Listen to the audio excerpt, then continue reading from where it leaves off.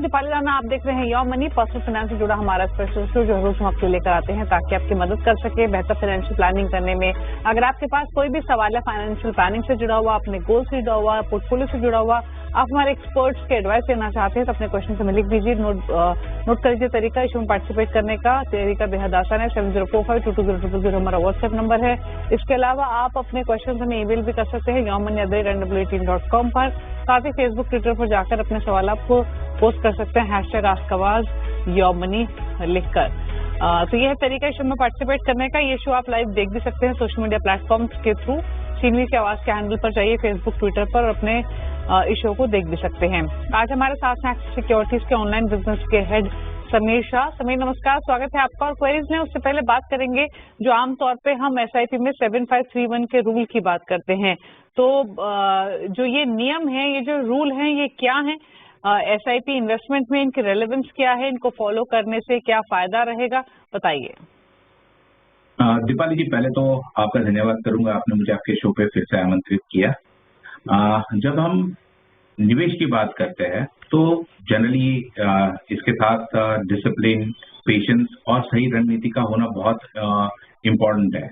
अब जब हम 7531 की बात करते हैं, ये बहुत अच्छी स्ट्रेटेजी है।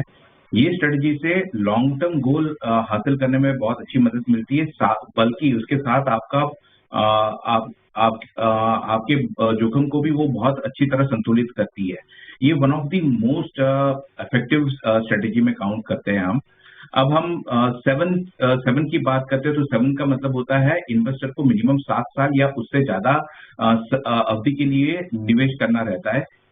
7 साल ही क्यों? तो 7 साल इसलिए क्योंकि हिस्टोरिकल डेटा जब भी हम देखते हैं तो हमने ये देखा है कि आमतौर पे 7 साल में शेयर मार्केट अच्छा प्रदर्शन करता है। अगर ड्यूरिंग दिस फेज अगर आपका कभी मार्केट गिरने की वजह से गिरावट में कोई नुकसान हुआ है तो ये टाइम मिलता है जहां पे नुकसान की भरपाई होने के चांसेस रहते हैं। इसीलिए मिनिमम 7 साल का इन्वेस्टमेंट या उससे ज्यादा रखने की सजेशन रहता है। दूसरा, जब हम बात करते हैं पावर ऑफ कंपाउंडिंग की, लोगों ने सुना है पावर ऑफ कंपाउंडिंग। अगर वो 7 साल तक रहते तो वो एक्चुअली विजिबली देख पाएंगे और फील कर पाएंगे कि पावर ऑफ कंपाउंडिंग कैसे काम करता है। अब जब हम ये नियम की बात करते हैं तो दूसरा पॉइंट है 5 का मतलब ये है कि आपको मिनिमम 5 एसेट क्लास में अपना इन्वेस्टमेंट डाइवर्सिफाइड करना है। अब जब हम ये डाइवर्सिफिकेशन की बात करेंगे तो ये डाइवर्सिफिकेशन से आप इफेक्टिवली अपने रिस्क प्लस रिवॉर्ड को बैलेंस कर पाते हैं। अब ये 5 कौन सी कैटेगरी है? तो पहला आएगा हाई क्वालिटी या लार्ज कैप वाले स्कीम्स अपने पोर्टफोलियो में रखना। दूसरा, वैल्यू बेस्ड स्कीम आपको अपने पोर्टफोलियो में रखनी चाहिए।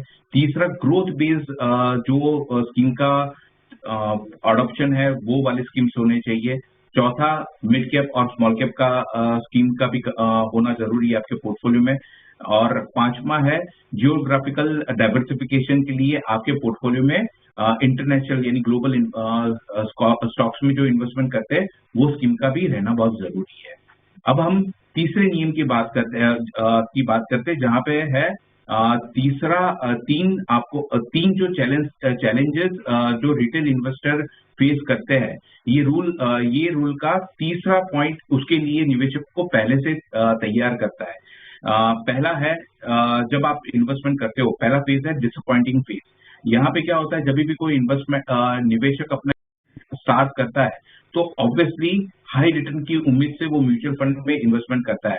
बट जब इन्वेस्टमेंट का रिटर्न 7 से 10% रहता है तो ये फेज में वो जनरली देखा गया है निवेशक अनसेटिस्फाइड रहते हैं, शॉर्ट टर्म रिटर्न देके शायद कभी डिससेटिस्फाइड हो जाता है। तो यहाँ पहले ये दिखाया जाता है कि आप कम से कम 7 साल या ऊपर से रखोगे तो रिटर्न बढ़ने के चांसेस ज्यादा रहते हैं। दूसरा है इरिटेशन फेज, जहां पे रिटर्न 60% से नीचे रहता है और कस्टमर के माइंड में ये डाउट आता है क्या मैंने इन्वेस्टमेंट का डिसीजन सही लिया है। ये टाइम पे ये पहले से ये रूल अगर फॉलो करते हो तो 7 साल के आप जब 7 साल या उससे ज्यादा इन्वेस्टमेंट करते हो तो ये आपकी जो शॉर्ट टर्म डाउट्स है उसको आने ही नहीं देगा दिमाग में। तीसरा पॉइंट है पैनिक फेज। जैसे हमने रिसेंट पास्ट में देखा, पिछले 3-4 महीने से कंटिन्यूस मार्केट गिर रहा है और मार्केट में एफआई सेल करके जा रहा है। काफी निवेशकों के माइंड में ये आया था क्या आगे मार्केट सही रहेगा या नहीं रहेगा। ये फेज में काफी कस्टमर्स, काफी इन्वेस्टर्स हैं अपनी एसआईपी स्टॉप करिए, रिडीम करिए या सोच रहे होंगे। अगर ये स्ट्रेटेजीज में चल रहे होते तो उनको पता होता है कि पोर्टफोलियो का वैल्यू अगर इन्वेस्टमेंट वैल्यू से नीचे जाता है तो यहाँ पे धैर्य रखना है। Over a period of time return जो उन्होंने उम्मीद करी थी वो उसके आसपास पहुंच जाते हैं। और जो लास्ट रूल है वो है एक का मतलब होता है यहाँ पे कि आपको हर साल एटलीस्ट अपनी एसआईपी को थोड़ा बढ़ाना है।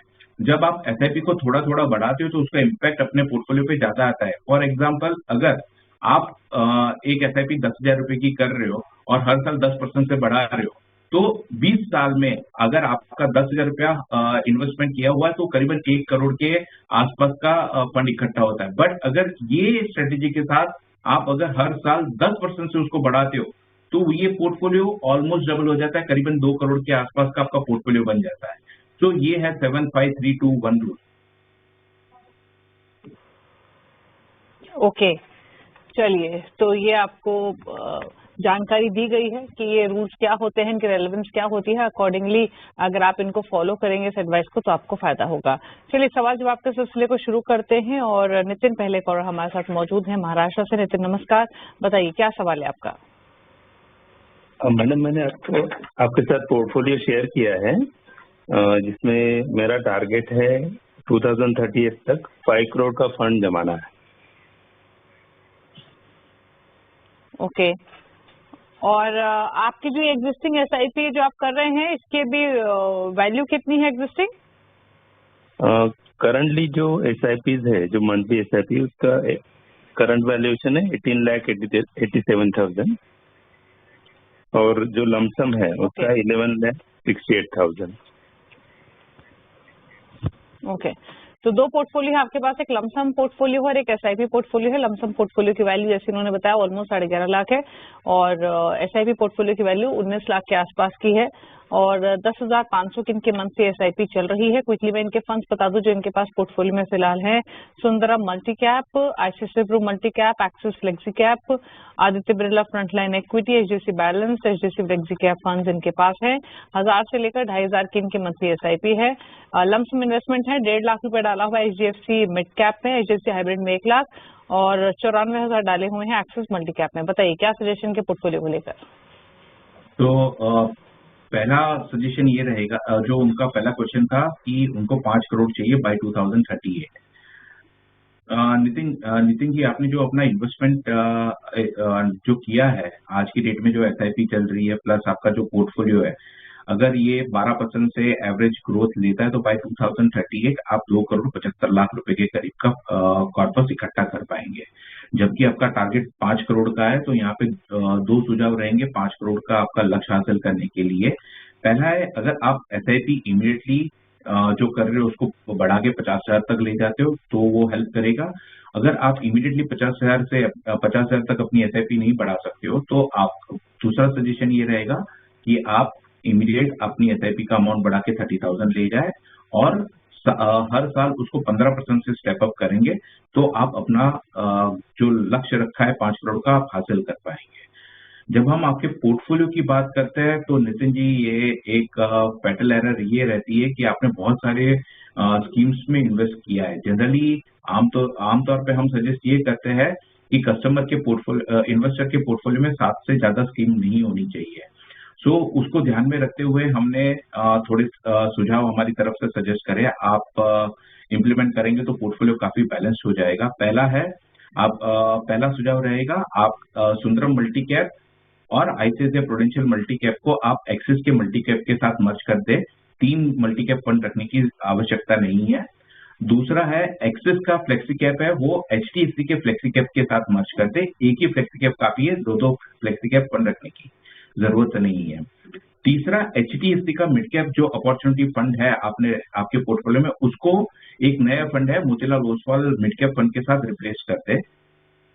तीसरा और एक सजेशन हमारा आपके पोर्टफोलियो पे ये है कि डीएसपी क्वांट फंड जो आपने जिसमें आपका एसआईपी चल रहा है उसके साथ हम सजेशन देंगे कि उसको रिप्लेस करें निपॉन के क्वांट फंड के साथ।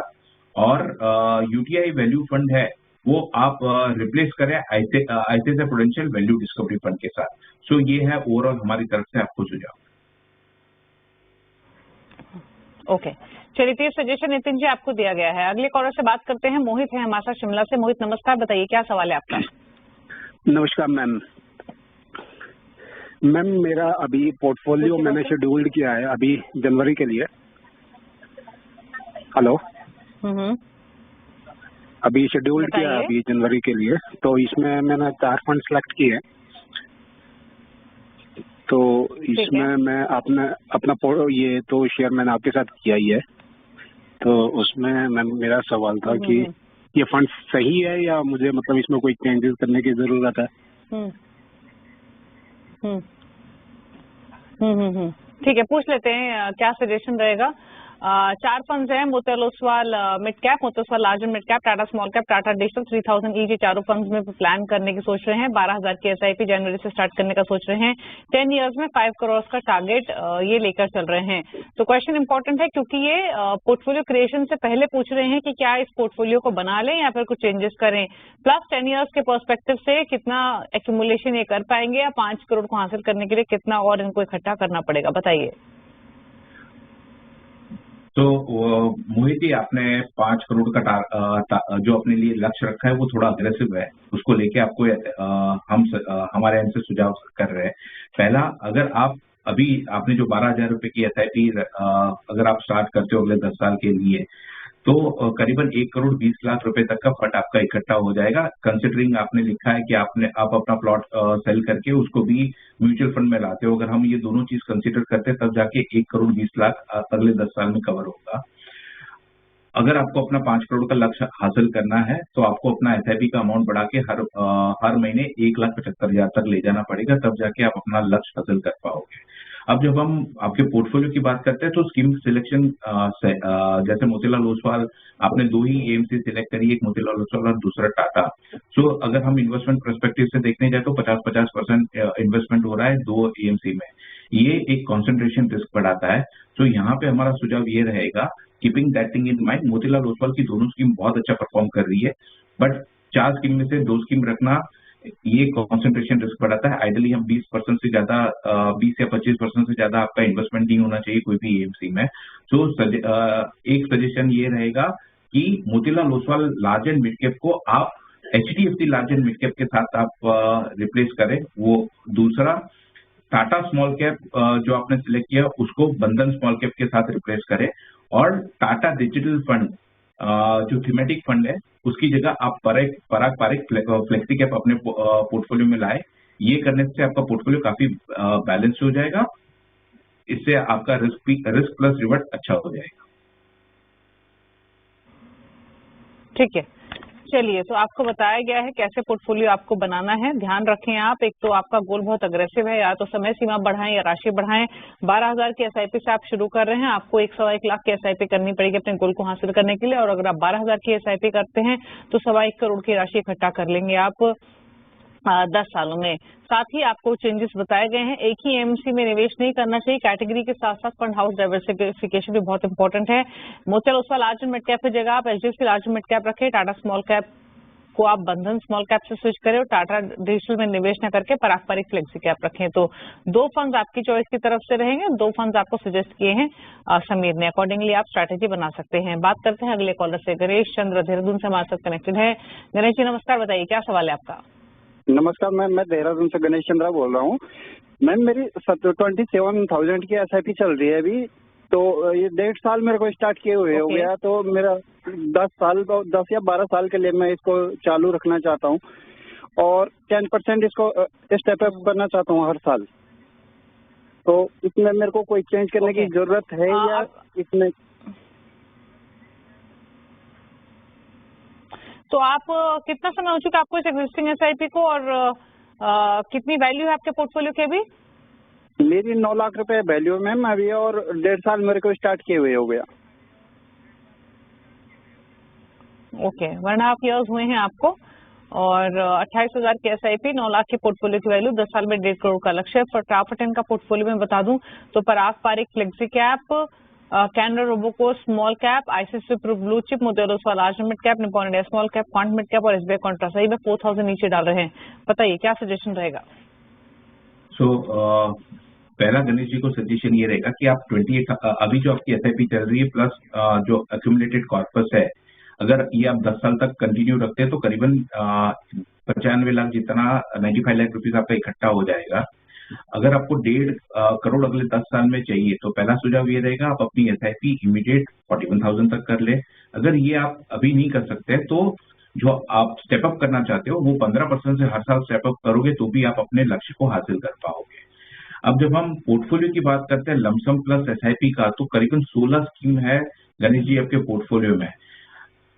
आमतौर पे हमारा ये सुझाव यही रहता है कि 6 से 7 स्कीम ही रखे जिससे आप बेहतर तरीके से उसको कंट्रोल कर पाओगे और उस रिस्क प्लस रिवॉर्ड के लिए वेल बैलेंस अप्रोच रहता है। सो हमने आपके लिए 7 स्कीम जो रहेगी वो नीचे बता रहे हैं, बाकी सारी स्कीम आप इनके साथ मर्ज कर सकते हैं। पारंपरिक फ्लेक्सी कैप फंड कंटिन्यू रखे, Motilal Oswal large and mid cap fund continue रखे, ICICI Prudential blue chip fund continue रखे, Quant small cap fund continue रखे, एसबीआई कॉन्ट्रा फंड कंटिन्यू रखे, निपॉन का मल्टी कैप फंड कंटिन्यू रखे और एचएसबीसी मिड कैप फंड आप add कर सकते हैं। ये 7 स्कीम रखे और ये 7 स्कीम में बाकी का सारा आपका जो भी इन्वेस्टमेंट है ये 7 स्कीम के अंदर मर्ज कर ले, उसके बाद ना रखे क्योंकि ज्यादा स्कीम से ओवर डाइवर्सिफिकेशन आपको कहीं ना कहीं आपके रिटर्न पे इम्पैक्ट डालता है। तो ये 7 स्कीम में आप सारा का सारा पोर्टफोलियो मर्ज करते हैं। ओके, चलिए जो चेंजेस सजेस्ट किए गए हैं आपके पोर्टफोलियो को लेकर उनको फॉलो कीजिए। रुकेंगे ब्रेक के लिए, ब्रेक के बाद कुछ और क्वेरीज लेंगे। हमेशा हमारे साथ बने हुए हैं, जल्द वापस आते हैं।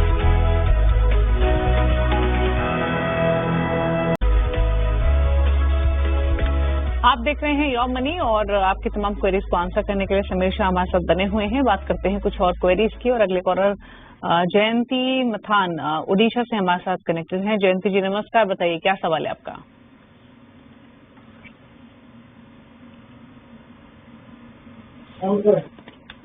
जयंती अगर आपको ऑडियो मिल रही है तो प्लीज अपना सवाल पूछिए।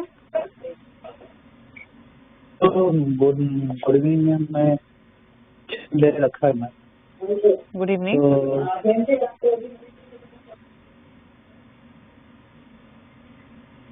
जयंती जी प्लीज टीवी के जरिए आवाज सुनकर जवाब ना दिए, प्लीज अपना क्वेश्चन पूछिए।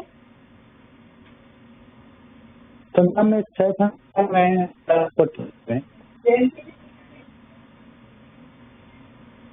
जयंती जी आपकी ऑडियो भी क्लियर नहीं आ रही है, मैं आपका क्वेश्चन ले लेती हूँ। बातचीत आपसे नहीं कर पाएंगे लेकिन जो डिटेल्स आपने भेजी उसके हिसाब से आपको ऐड दिला देते हैं। पारंपरिक flexi cap, Kotak multi asset fund, ICICI Pru blue chip और निपॉन इंडिया मल्टी कैप, इन 4 में तो 2-2 हजार ईच डाल रहे हैं ये। क्वांट स्मॉल कैप और एचडीएफसी मिड कैप अपॉर्चुनिटीज में 1000 ईच, यानी 10,000 पर मंथ का इनका पोर्टफोलियो 15 ईयर्स में 2.5 करोड़ का टारगेट है। फंड सिलेक्शन कैसा है और गोल अचीव करना कितना लाइकली है, जानना चाहते हैं, बताइए। तो जयंती जी आप की जो करंट एसआईपी 10,000 की चल रही है, आप उससे करीबन 50 लाख रुपया इकट्ठा कर पाएंगे। आपका टारगेट जो 2.5 करोड़ का आपने 15 साल में रखा हुआ है उसके लिए आपको अपना एसआईपी अमाउंट बढ़ा के हर महीने 20,000 की करनी पड़ेगी। साथ साथ में आपको 15% का एनुअली आपको 15% से आपकी एसआईपी अमाउंट बढ़ानी पड़ेगी। अगर आप ये चेंजेस करते हो तो आप आराम से आपने जो अपने लिए 2.5 करोड़ का लक्ष्य रखा है वो आप आराम से हासिल कर सकते हो। अब आपके पोर्टफोलियो की बात करते हैं तो ज्यादातर आपके पोर्टफोलियो स्कीम सारी अच्छी सिलेक्ट करिए। सिर्फ एक सजेशन है, एक सुझाव है हमारी तरफ से, वो है आप HDFC mid cap opportunity fund को Motilal Oswal mid cap fund के साथ रिप्लेस करें, बाकी सारी स्कीम सही है। ओके, चलिए तो आपका पोर्टफोलियो सही है, सिर्फ थोड़े से चेंजेस आपको सजेस्ट किए गए हैं। एचडीएफसी मिड कैप की जगह मोतीलाल ओसवाल मिड कैप शामिल करें अपने पोर्टफोलियो में और बाकी आपके फंड सिलेक्शन सही है। आप इन्वेस्टेड रहिए, टाइम टू टाइम अपने पोर्टफोलियो को रिव्यू करते रहे बेहतर मॉनिटरिंग के लिए। बात करते हैं अब अगले कॉलर से। राजीव ने एक सवाल भेजा है ईमेल के थ्रू, पुणे से, 37 साल इनकी उम्र है, मंथली एसआईपी 45,000 पर मंथ की है, बेटी की शादी और पढ़ाई का इनका गोल है, 12 से 17 साल के इनके 2 लक्ष्य हैं। फिलहाल इनके पोर्टफोलियो अगर देखें तो Motilal Oswal large mid cap, पारंपरिक flexi cap, Motilal Oswal mid cap, HDFC mid cap, Motilal Oswal mid cap, काफी सारे मिड कैप फंड्स हैं, to be precise, Quant, flexi cap, Nippon small cap, और टोटल एसआईपी आपने देखी 5000 ईच डाल रहे हैं। तो जानना चाहते हैं कि लंबी अवधि के हिसाब से पोर्टफोलियो कैसा है, और 9 फंड इन्होंने इन टोटल रखे हुए हैं अपने पास, 45,000 की टोटल एसआईपी अमाउंट है, सजेशन दीजिए। राजीव जी, पहले तो आपको 12 साल और 17 साल के बाद जो पैसा चाहिए, करंट एसआईपी और आपका जो एक्यूमुलेटेड कॉर्पस है, अगर पहले 12 साल में आप करीबन 2 करोड़ 75 लाख रुपया आपकी करंट एसआईपी से हो जाएगा। वी अज्यूम कि आप 75 लाख रुपया पहले विड्रॉ करोगे और बाकी का 2 करोड़ आप अगर निवेश कंटिन्यू रखते हो अगले यानी 17 साल पूरे होने तक, तो आपके पास करीबन 4 करोड़ का और फंड रहेगा, यानी at the end of 17 years आपके पास 4 करोड़ का फंड रहेगा।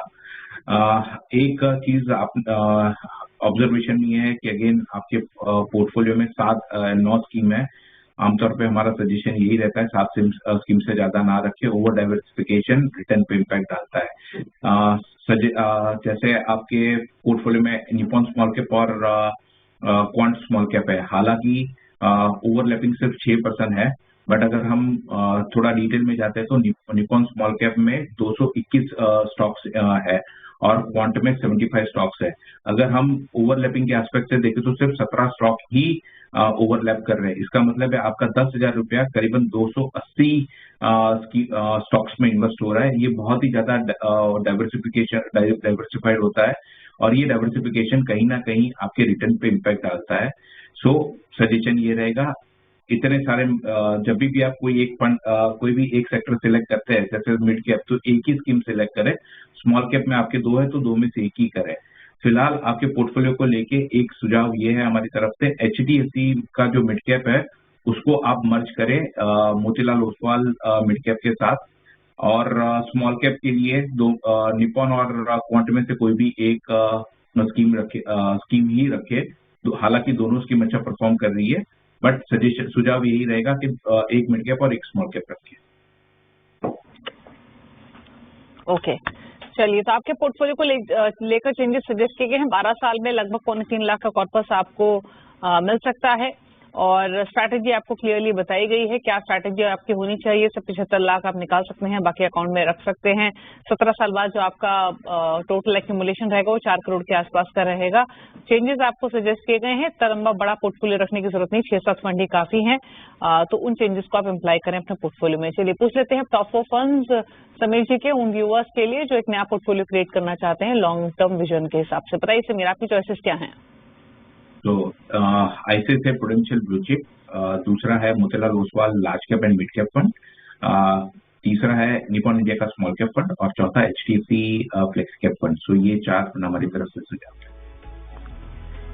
ओके, तो ये रही 4 चॉइसेस समीर की तरफ से, और इनकी चॉइस के हिसाब से आप पोर्टफोलियो क्रिएट कर सकते हैं। थैंक यू समीर हमें आने के लिए। इसी के साथ यौमनी में तो इतना ही, ब्रेक के बाद भी खबरें जारी हैं। नमस्कार।